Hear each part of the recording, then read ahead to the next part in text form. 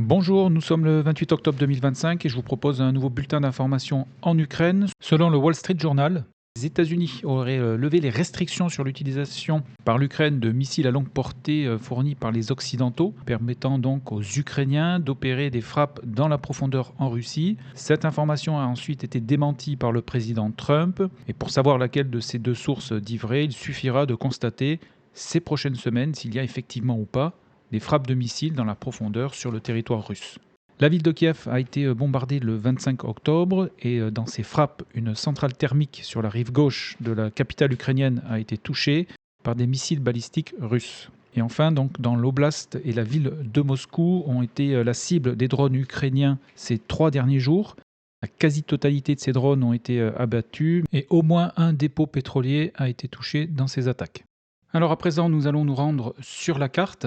Donc en commençant avec les frappes ukrainiennes en Russie. Alors pour rappel, je ne peux pas être exhaustif sur toutes les frappes ukrainiennes en Russie et sur les frappes russes en Ukraine. Cela demanderait une vidéo à part entière. Je n'ai hélas donc pas ce temps. Et depuis le départ, j'ai toujours focalisé comme objectif principal l'évolution de la ligne de front. Néanmoins, quand j'ai quelques géolocalisations, je vous les partage ici, notamment donc les 25 et 26 octobre, les drones ukrainiens ont attaqué, donc comme je le disais en introduction, le territoire russe. Et dans un ordre chronologique, tout d'abord ici, c'est une sous-station électrique qui a été attaquée par des drones sur cette commune ici, Novony-Kolaïevski, donc le 25 octobre. Et il y a également eu un dépôt pétrolier au sud de la ville de Moscou qui a également été touché dans une frappe qui a eu lieu hier. Et ici, suite à ces frappes de drones, un incendie s'est déclaré sur ce dépôt pétrolier.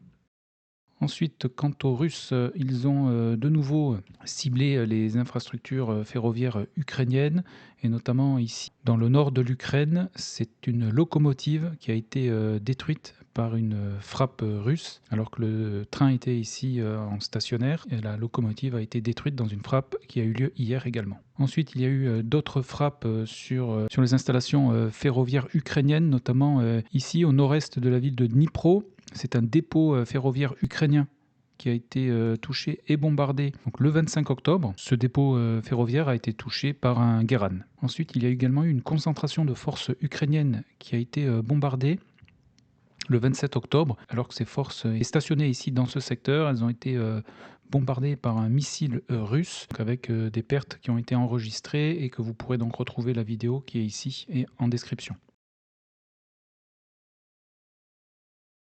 Et donc sur les frappes, on va terminer ici sur la Crimée, où 2 radars russes ont été touchés par des drones ukrainiens. Tout d'abord sur la commune de Djankoï, ici, le 24 octobre. Un radar russe a été détruit. Et ici, au nord de Sébastopol, un autre radar russe a été touché par un drone le 26 octobre. Donc voilà pour l'essentiel des frappes sur les territoires russes et ukrainiens. Une fois de plus, je ne peux pas être exhaustif car cela demanderait beaucoup trop de temps et le temps que je n'ai pas et que je souhaite focaliser sur l'évolution de la ligne de front. D'ailleurs, on va s'y rendre tout de suite.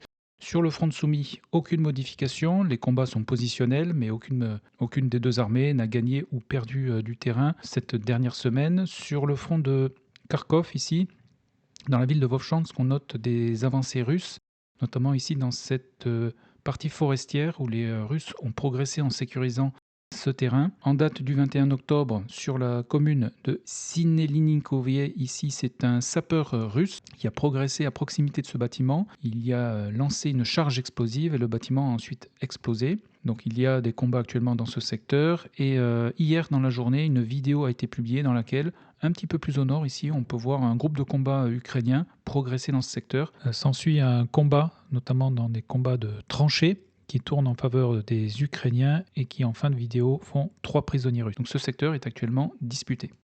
Sur la ville même de Vovchansk, au sud de cette zone industrielle ici, les Russes ont de nouveau avancé en sécurisant cette partie du terrain. Ici, en kilomètres carrés, c'est plus parlant. Et ici, dans une vidéo qui a été publiée le 23 octobre, on peut voir ici des fantassins russes investir ce bâtiment. Donc voilà pour ce secteur de la ville de Vovchansk qui a légèrement évolué ici en faveur des Russes. On se déplace ici sur le nord du front de Louhansk. Alors pour rappel ici, nous sommes dans l'oblast de Kharkov, mais pour une question de lisibilité et de clarté, je prends en compte ici ce secteur sur le front de Louhansk ici, donc qui est tout le long. Donc dans ce secteur, donc pour rappel ici, nous avons l'oblast russe de Belgorod. Les Russes ont progressé entre les villages de Audratnier et de Ambarnier, ici, en sécurisant cette partie du terrain. Et ils ont également hissé plusieurs drapeaux ici dans le village de Boloivka, qui se trouve ici. Et ces drapeaux ont été hissés le 24 octobre, et ce qui leur a permis ici de sécuriser les abords nord et est de ce même village. On continue le long de ce front de Louhansk. Ici, dans le secteur de Fiolivka, les Russes ont sécurisé les abords sud du village. Ce village qui est dans la zone grise depuis le début de l'année. Depuis le mois de mars, je n'ai pas pu identifier qui contrôlait ce village. Donc depuis le mois de mars, je l'ai laissé dans la zone grise. Et là, nous avons une position russe qui a été bombardée au nord de ce même village, et vidéo qui a été publiée ce matin.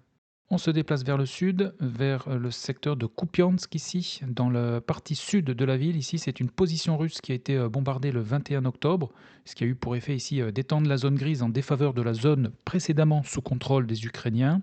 Dans le centre-ville ici, c'est une autre position russe qui a été bombardée le 19 octobre. Ensuite, une vidéo a été publiée dans laquelle 2 blindés ukrainiens ont fait irruption sur la partie nord-ouest du village de Ulubivka. Ces 2 blindés ont été donc neutralisés par les Russes. Donc un M113 a été détruit et l'autre a été abandonné par l'équipage. Cela a eu lieu le 23 octobre. Et ici, donc, vous pouvez voir la rivière Oskil, qui est donc dans ce secteur infranchissable pour les blindés, donc ce qui suppose que les blindés sont venus depuis le nord-ouest, puis plus précisément Mala-Chapkivka. Donc c'est pour ça qu'ici j'ai étendu la zone grise en défaveur de la zone précédemment sous contrôle des Russes. On continue sur ce front donc de Louhansk. Alors, sur le secteur de Kourilivka et Stepova Novoselivka, ici, il y a eu beaucoup d'informations cette dernière semaine. Alors, dans un ordre chronologique, le 25 octobre, des soldats russes ont hissé le drapeau de leur armée ici sur le village même de Kourilivka. Et hier et avant-hier, dans la partie est ici, des positions ukrainiennes ont été bombardées. Donc, ce qui sous-entend ici que ce secteur est actuellement disputé, puisque des positions de 2 armées y ont été filmées. Le village de Stepova Novoselivka ici est passé sous contrôle de l'armée russe, et cela depuis le 24 octobre. Et en termes de géolocalisation de matériel détruit, ici nous avons un Kozak qui a été détruit le 20 octobre. Il a été détruit donc à proximité de ce pont qui est en partie détruit, comme vous pouvez le voir ici, et ce VBL a été détruit par un drone kamikaze. On continue sur ce front de Louhansk, pas d'autres informations ici. Sur la partie sud de ce même front, un T-72 russe ici a été détruit le 21 octobre par un drone kamikaze ukrainien. Et dans la même journée ici, un petit peu plus au sud, ce sont 2 BTR russes qui ont été détruits là également par des drones kamikazes. Donc il s'agit d'un BTR 82 et d'un BTR 70. Et les Russes ici avaient donc lancé une attaque avec plusieurs blindés en date du 21 octobre. Et sur la partie ouest ici, au sud-ouest de Chandri-Olovier, ici c'est une position russe qui a été bombardée ici dans ce secteur forestier le 25 octobre. Donc pour rappel, jeu des Aumes ici, donc on se trouve au nord de la ville de Liman, le nord qui est particulièrement fortifié, comme vous pouvez le voir ici avec 2 lignes de défense. Par contre, les installations défensives à l'est sont moins présentes. Et d'ailleurs, on note pour la première fois depuis la fin de la 2e bataille de Liman la présence d'infanterie russe. Et d'ailleurs, depuis la fin de la 2e bataille de Liman, on note de nouveau la présence de soldats russes, ici notamment qui ont été attaqués par des drones kamikazes le 24 octobre à l'est de la ville. Donc, pour rappel, Liman a connu déjà de nombreux combats. La première bataille de Liman, donc, qui a eu lieu au mois de mai 2022, avait duré 1 semaine et avait tourné en faveur des Russes. Et la 2e bataille de Liman avait duré donc, du 11 septembre au 2 octobre et avait été remportée par les Ukrainiens. Avec cette géolocalisation, on peut affirmer maintenant le début de la 3e bataille pour la ville donc, de Liman. Ensuite, on va faire un petit tour vers le nord de Torskié. Ce secteur qui était précédemment sous contrôle de l'armée russe. Ici, une vidéo a été publiée en date du 24 octobre dans laquelle on peut voir des fantassins ukrainiens passer à l'attaque dans ce secteur. Ici, à proximité de ces habitations, on peut également observer que 4 soldats russes ont été faits prisonniers par les fantassins ukrainiens. Donc ici, j'ai augmenté la zone des combats, donc la zone grise. Et en termes donc, de matériel géolocalisé et détruit, donc nous avons ici un Novator qui a été détruit le 21 octobre. Et un petit peu plus au sud, ici c'est un T-72, mais ukrainien cette fois-ci, qui a été détruit par un drone kamikaze le 18 octobre. Nous arrivons maintenant sur le front de Siversk. Là également, 2 avancées russes, notamment une sur la partie du village de Serebrianka et une autre ici au sud de Verknomanskié. Alors sur la partie nord ici, au nord de Dronivka, l'infanterie russe a progressé, elle y a été bombardée le 26 octobre sur la partie nord. Le 23 octobre ici, les Russes ont lancé une attaque avec plusieurs blindés qui ont été pris à partie par des drones kamikazes. Et dans cette attaque, et à ce jour, 2 géolocalisations ont été réalisées. Ici c'est un char russe qui a été détruit, donc dans cette même journée du 23 octobre. Et ici c'est un BMP russe qui a été endommagé et abandonné. On se déplace vers le sud. Pas de nouvelles dans le secteur de Siversk. Ici, dans la même journée du 23 octobre, donc les Russes, en même temps qu'ils ont lancé une attaque mécanisée sur la partie de Serebrianka, ici, à l'est de Siversk, ils ont lancé plusieurs dizaines de motards qui ont également été pris à partie par des drones kamikazes, notamment dans la zone grise ici. Et à mon niveau, je n'ai pas noté de gain de terrain suite à cette attaque avec les motards. Au sud, ici, de Novosedivka, nouvelle avancée des Russes. Une de leurs positions a été bombardée ici dans cette bande forestière le 25 octobre. Et à l'ouest de Vimka, donc souvenez-vous, Vimka, c'est ce village qui avait été attaqué par l'infanterie russe dans la dernière vidéo. Les Russes ont progressé ici à l'ouest de cette localité où des éléments de leur infanterie ont été bombardés le 24 octobre. Ce qui a eu pour effet ici d'étendre la zone grise en défaveur de la zone précédemment sous contrôle des Ukrainiens. Donc voilà pour le front de Siversk. On se déplace sur le front de Chassifiar. Sur la partie nord, ici, nous avons un canon automoteur ukrainien, plus précisément un Gvozdika, donc à l'est de Kramatorsk, qui a été détruit par un drone kamikaze russe le 20 octobre. Sur Chassifiar même, ici, il n'y a pas eu de modification des zones de contrôle. Dans cette même journée, donc du 20 octobre, ici, c'est un MTLB russe qui a été détruit par un drone kamikaze. Et ici, c'est un BMP-1 russe qui a également été détruit par un drone kamikaze ukrainien dans la ville de Chassifiar. Aucune modification de la ligne de front dans ce secteur. Nous arrivons maintenant sur le front de Konstantinivka, où les Russes ici ont progressé au sud-est de la ville en sécurisant cette partie du terrain au sud de Predetchiniye. Sur la ville même de Konstantinivka, ici, nous avons un canon automoteur donc de type Krab, canon automoteur de conception polonaise qui a été détruit le 25 octobre par un drone kamikaze. Et sur la partie sud de la ville, ici, c'est un Senator qui a été détruit, là également par un drone kamikaze. Les Russes sont maintenant présents dans le sud de la ville, puisque une de leurs positions il a été bombardé le 24 octobre ici, et à proximité, et hier dans la journée ici, une puissante explosion a eu lieu, et il s'agissait d'un dépôt de munitions de l'armée ukrainienne. Donc voilà pour cette partie sur le front nord de Konstantinivka. Sur le sud ici, on note une légère avancée de l'infanterie russe ici, qui est passée à l'attaque le 23 octobre, qui a ici étendu la zone grise, mais pas d'autres informations sur cette partie du front. Nous arrivons maintenant sur le front de Pokrovsk.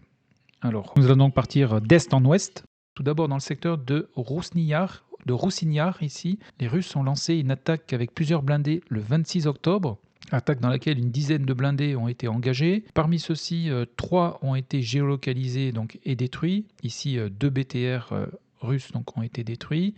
Et un petit peu plus à l'ouest, ici, c'est un BMP-2 de l'armée russe qui a été endommagé et abandonné. Et cela a eu pour effet ici d'étendre légèrement la zone grise ici au nord de Roussiniar. Nous arrivons maintenant sur le saillant de Chakhovye, qui se situe au nord de Pokrovsk. Donc je vais bien dézoomer pour vous montrer où on se situe. La ville de Pokrovsk se situe ici. Konstantinivka est ici. Donc sur le saillant de Chakhovye, les Russes ont lancé une 3e attaque mécanisée en date du 25 octobre depuis le sud, le village de Novotoretsk, village qui est maintenant passé sous leur contrôle. Dans cette attaque, de nombreuses pertes ont été recensées. Ici, 2 groupes de combat ont été éliminés dans le secteur du village de Novotoretsk, essentiellement par des drones ukrainiens. Dans cette attaque du 25 octobre, ici, nous avons un MTLB russe qui a été endommagé et abandonné dans cette même journée. Et un petit peu plus au nord, ici, nous avons un blindé russe ici qui a été immobilisé. Les Russes ont été confrontés à un problème, c'est ici, il y a un cours d'eau, dont vous avez le nom ici, et qui passe tout le long. Et en fait, les blindés russes ici se sont enlisés dans ce cours d'eau, et plusieurs ont été immobilisés et détruits dans ce secteur. Ici, nous avons un char russe qui a été abandonné, et à proximité, dans cette petite étendue d'eau, il y a 3 blindés qui sont immobilisés et qui ont ensuite été bombardés par l'artillerie ukrainienne. Cette attaque, et malgré les pertes, a permis aux Russes de sécuriser cette partie du terrain, qui se situe entre Mayak et Novotoretsk. Et dans cette même journée du 25 octobre, ici, on peut observer un groupe de combat russe se battre en retraite, qui avait été débarqué non loin de là. Et ce groupe de combat bat en retraite vers ses lignes, vers le sud. Dans cette même journée du 25 octobre ici, une position russe a été bombardée dans le village même de Chakovier. Et récemment, les Russes ont lancé une quatrième attaque mécanisée sur le saillant de Chakovier. 29 blindés ont été engagés, 15 au moins ont été détruits et sont en cours de géolocalisation. Parmi ces 15 blindés détruits, il y a 2 chars. 6 groupes de blindés ont progressé sur des axes différents et cette tactique s'est avérée plus efficace que les attaques sur une seule colonne. Les conditions météorologiques mauvaises leur ont apporté une certaine couverture et leur ont permis donc de progresser. Et l'infanterie russe a pu débarquer dans plusieurs secteurs dans cette zone. Donc voilà pour ce secteur. Ensuite, sur la partie nord, ici, on note une avancée des Ukrainiens qui ont hissé leur drapeau ici le 22 octobre sur la partie nord du village de Kochigiv Yar. Et dans cette attaque, ils ont ici fait une dizaine de prisonniers russes donc sur le village de Kochigiv Yar. Ensuite, sur la partie sud, ici, ils ont repris le contrôle du village de Vilnier et ils ont même réussi à attaquer la partie nord du village de Nové Chakovier qui se divise en deux. Ici, vous avez une partie de ce village qui est là et l'autre partie qui est ici. Et ici, donc, dans cette attaque menée par l'infanterie ukrainienne, c'est 7 autres soldats russes qui ont été faits prisonniers dans ce secteur. Donc, ce qui a permis ici aux Ukrainiens de sécuriser cette partie du terrain ainsi que sur cette partie plus au nord. On se déplace maintenant vers le sud en direction de Pokrovsk, situation qui commence à devenir critique pour l'armée ukrainienne. Il y a un risque évident d'encerclement actuellement sur la ville de Pokrovsk, comme vous pouvez le voir sur la vidéo. On voit donc clairement que les Russes sont en train d'essayer de refermer ici la poche de la ville de Pokrovsk, puisque récemment des attaques y ont été menées, notamment ici le 23 octobre, notamment ici sur la ville de Rodinsky au nord, où le 23 octobre, les fantassins russes sont passés à l'attaque, ce qui leur a permis ici de sécuriser cette partie du terrain. Et dans Rodinsky même, une position russe y a été bombardée le 23 octobre. Ensuite, le 25 octobre, un BTR-4 ukrainien a fait irruption dans la ville et a tiré sur les positions russes qui étaient positionnées dans ce secteur à bout portant. Et le lendemain, le 26 octobre, les fantassins russes sont de nouveau repassés à l'attaque et ils ont hissé ici un de leurs drapeaux sur ce bâtiment. Donc secteur très dynamique sur la ville de Rodinsky, tout en continuant et en essayant de fermer ici la poche de Pokrovsk. Les Russes continuent d'exercer une pression sur les autres parties du front, et notamment ici à l'est de Kozatsky, où ils ont réussi à sécuriser cette partie du terrain, qui comprenait notamment ici une position fortifiée. On peut voir ici les nombreux boyaux de tranchées. La position fortifiée est passée sous contrôle russe le 23 octobre, et donc ces derniers continuent ici à augmenter donc la pression sur les positions ukrainiennes au sud de la ville de Mirnorad. Ici sur cet axe, dans cette attaque, ils ont perdu 3 blindés, dont 2 blindés de commandement. Donc on a ici un blindé de commandement le 21, dans la même journée du 21, un autre blindé de commandement, et dans la journée du 25, c'est ici un BTR qui a été endommagé et immobilisé. Et ici, une position russe a été bombardée le 24 octobre dans cette zone ici, zone industrielle. Donc les Russes augmentent la pression sur la partie sud de Mirnorad. Les forces aérospatiales russes restent actives, puisqu'ici une FAB 3000 a été larguée sur les positions ukrainiennes le 25 octobre. Sur la partie sud-ouest, on note là également des avancées russes qui ont réussi à sécuriser de nouveau du terrain. Et là encore, c'est toujours les groupes de combat et l'infanterie russe qui arrivent à progresser et à prendre du terrain. Ici, nous avons donc plusieurs positions russes qui ont été bombardées, soit attaquées par des drones kamikazes ukrainiens, ce qui traduit ici une avancée de l'armée russe dans la ville même de Pokrovsk. Et là, le centre-ville a également été bombardé par les forces aérospatiales. En termes de géolocalisation de matériel détruit, ici côté ukrainien, nous en avons donc plusieurs. Donc dans un ordre chronologique, le 10 octobre, ici c'est un Humvee qui a été détruit. Ensuite, le 17, ici nous avons un char T-64. Le 20 octobre, ici un canon automoteur Gvozdika qui a été détruit par un drone kamikaze russe. Et enfin ici un M113 qui a été donc détruit le 22 octobre. Donc je dézoome pour bien vous montrer donc la situation. J'ai lu certains rapports comme quoi l'armée ukrainienne serait en train de se replier depuis la ville de Mirnorad. Vu la situation actuelle, ce ne serait pas étonnant. Pas encore eu de confirmation visuelle de cette information. Mais ici, comme vous pouvez le constater, il ne reste quasiment plus qu'un seul axe. Ce n'est pas une autoroute, mais une route ici de campagne qui permet ici actuellement l'évacuation des troupes ukrainiennes. Donc la situation devient préoccupante pour les forces ukrainiennes sur Pokrovsk, comme vous pouvez ici le constater sur la carte. Ensuite, direction le front de Dnipro. Sur Dnipro, dans le village de Molodotsky, ici, un drapeau russe a été hissé le 21 octobre. Et depuis, je n'ai pas eu d'autres géolocalisations. Ici, à l'ouest de Novoserivka, c'est l'infanterie russe qui est passée à l'assaut et qui a pris d'assaut une tranchée occupée par l'armée ukrainienne, ici en date du 25 octobre. Donc, comme vous pouvez voir ici, il y a plusieurs tranchées. Donc j'ai passé ici en rouge, puisque l'assaut russe ici s'est soldé par le succès de l'infanterie russe. Ensuite, on continue. Nous avons également des avancées russes dans le village de Ivanivka, qui est maintenant donc bien disputé. Un drapeau russe ici a été hissé le 24 octobre, et ce qui a permis ici à ces derniers de sécuriser cette partie du terrain. On continue sur ce front donc de Dnipro. Dans le village de Oleksandrorad, ici, une contre-attaque locale ukrainienne a eu lieu le 25 octobre. Contre-attaque qui a là également été menée par l'infanterie. Ici, puisque une des positions de l'armée ukrainienne a été bombardée sur la partie sud de ce même village, et ce qui leur a permis ici de sécuriser ce terrain-là. On note une nouvelle avancée des Russes sur le village de Novosedivka. Une position de leur armée y a été bombardée au nord le 23 octobre. Là également, je n'ai plus d'informations depuis le village de Chichnevier, ici. Donc à mon niveau, je ne sais pas qui contrôle actuellement ce village, mais s'il y a encore des unités ukrainiennes, il serait temps ici d'évacuer ce secteur. On continue sur le sud de Sosnivka, ici une nouvelle avancée des Russes, où leur infanterie ici y a été bombardée le 25 octobre. Un VBL ukrainien à l'ouest de ce même village de Sosnivka a été détruit le 22 octobre par un drone kamikaze. On continue et nous allons donc terminer ici sur la partie sud du front de Dnipro. Je vais dézoomer parce que les Russes ici ont également progressé de manière donc assez significative cette dernière semaine, puisque c'est dans ce secteur où ces derniers ont le plus avancé. Ici, dans le secteur de Prilivka, donc ils ont sécurisé cette partie du terrain, mais ils ont également attaqué le village de Kirpichinier, où ils ont hissé le 24 octobre leur drapeau. Et 2 jours plus tard, le 26, ici, on a assisté à une contre-attaque de l'infanterie ukrainienne qui a repris les positions précédemment perdues, donc en date du 26 octobre. On continue. Présence russe notée également dans le village de Zlaouda, où 2 drapeaux ont été hissés le 24 octobre. Avancée également significative des Russes sur le village de Pavlivka, qui est maintenant sous leur contrôle, mais également une avancée avec des drapeaux qui ont été hissés sur le village de Privilnier en date du 27 octobre. La même chose ici sur le village de Novo-Mikhailovka, ici où des drapeaux russes ont été hissés dans la journée d'hier. Le village de Poltavka est passé sous contrôle de l'armée russe.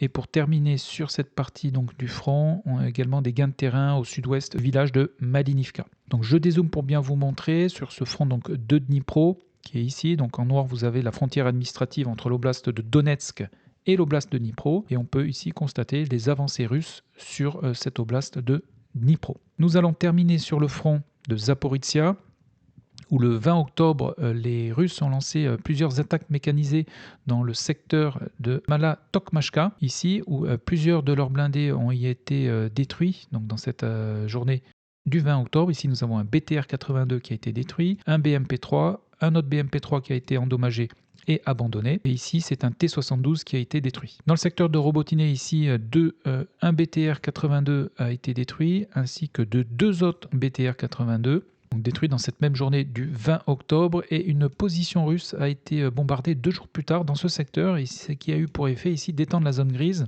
en défaveur de la zone précédemment sous contrôle des Ukrainiens.